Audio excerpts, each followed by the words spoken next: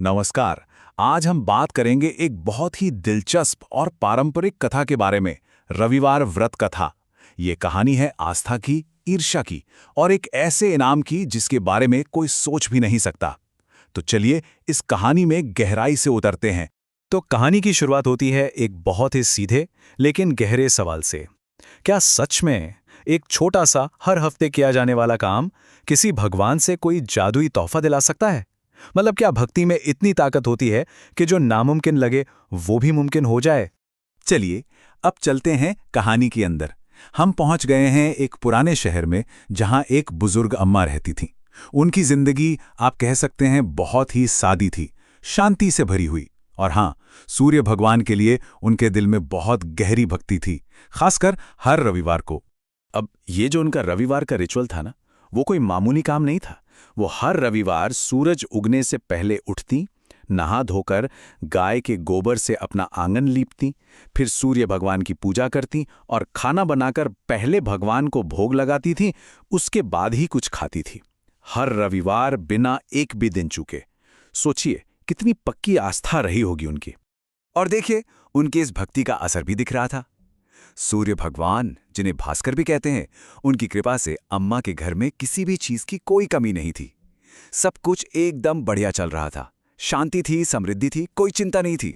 लेकिन कहते हैं ना, हर कहानी में एक मोड़ आता है। और अक्सर जैसा होता है, किसी की खुशी और तरक्की सबको रास नहीं आती।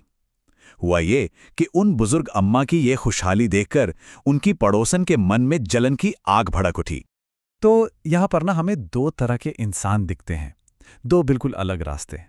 एक तरफ हैं वो अम्मा जिनके पास भक्ति है, संतोष है, और दूसरी तरफ है उनकी पड़ोसन जिसके मन में सिर्फ जलन, धोखा और लालच भरा हुआ है। तो अब इस जलन से भरी पड़ोसन ने एक प्लान बनाया।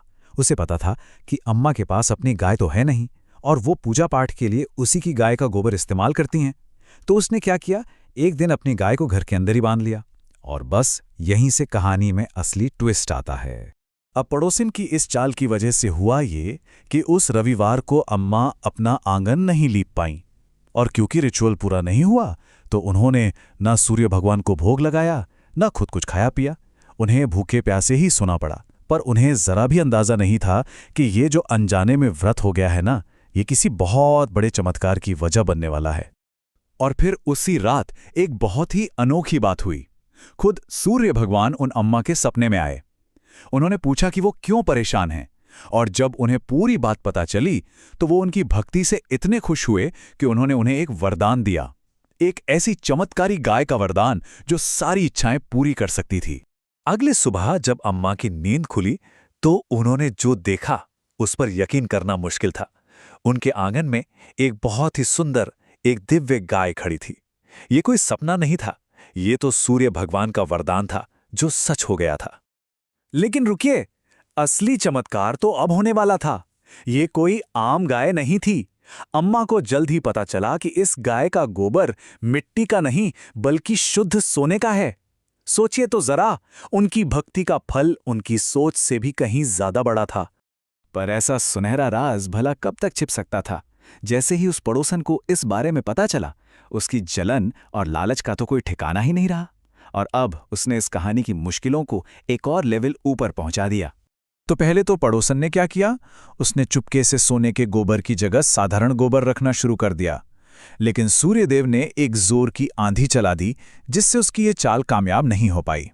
अब जब उसका कोई भी प्लान काम नहीं आया तो वो सीधे पहुंच गई राजा के पास और उस जादुई गाय के बारे में सब कुछ बता दिया। और यहां से कहानी अपने क्लाइमेक्स पर पहुंचती है। अब ये लड़ाई सिर्फ एक लालची पड़ोसन और एक भोली भाली अम्मा की नहीं थी। नहीं, अब ये टक्कर थी एक घमंडी राजा और खुद भगवान के बीच। पड़ोसन की बातें सुनकर राजा के मन में भी लालच जाग गया। उसने फौरन अपने सिपाहियों को भेजा और उस चमत्कारी गाय को जबरदस्ती महल लाने का हुक्म दे दिया। बेचारी अम्मा रोती रहीं, गिड़गिड़ाती रहीं, लेकिन सिपाही गाय को खींचकर महल ले ही गए। उस रात राजा तो बहुत खुश था, सोच रहा था कि अब उसके पास सोने की गायें हैं। लेकिन अगली सुबह उसकी सारी खुशी, हैरानी और घिन में बदल गई। पूरा का पूरा महल सोने से नहीं बल्कि गोबर और उसकी भयानक बदबू से भर चुका था। ये साफ साफ भगवान का दिया हुआ दंड था। और सबसे कमाल की बात जानते क्या थी? वो गंदगी साफ ही नहीं हो रही थी। जितना उसे साफ करने की कोशिश करते, वो और ज्यादा फैल जाती। अब तो सबको समझ आ गया था कि ये कोई मामूली गंदगी नहीं है, ये तो सीधे सीधे सूर्यदेव की चेतावनी है। आखिरकार राजा को अपनी बहुत बड़ी गलती का एहसास हुआ। उसे समझ आ गया कि उसने क्या किया है। उसने फौरन उन बुजुर्ग अम्मा को महल बुलवाया, उनके पैरों में गिरकर माफी मांगी और बड़ी इज्जत के साथ उनकी गायें उन्हें वापस कर दी।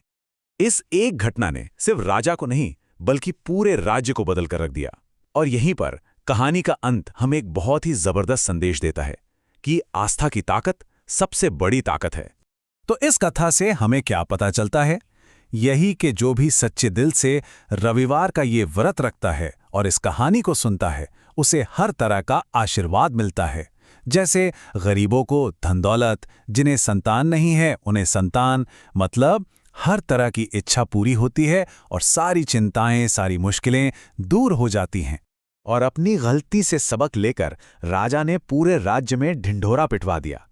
उसने ऐलान करवाया कि अब से राज्य का हर इंसान, हर आदमी औरत रविवार का व्रत रखेगा, ताकि सूर्य भगवान की कृपा हमेशा सब पर बनी रहे और पूरा राज्य खुशहाल रहे। तो आखिर में ये कहानी हमें एक बहुत पुरानी लेकिन सच्ची बात याद दिलाती है। वो ये कि सच्ची आस्था का फल देर सवेर मिलता जरूर है, जबकि जलन और लालच का रास्ता सिर्फ और सिर्फ बर्बादी की तरफ लेकर जाता है। और ये एक ऐसा सबक है जो हमें आज भी ये सोचने पर मजबूर करता है कि हम अपनी जिंदगी में कौन सा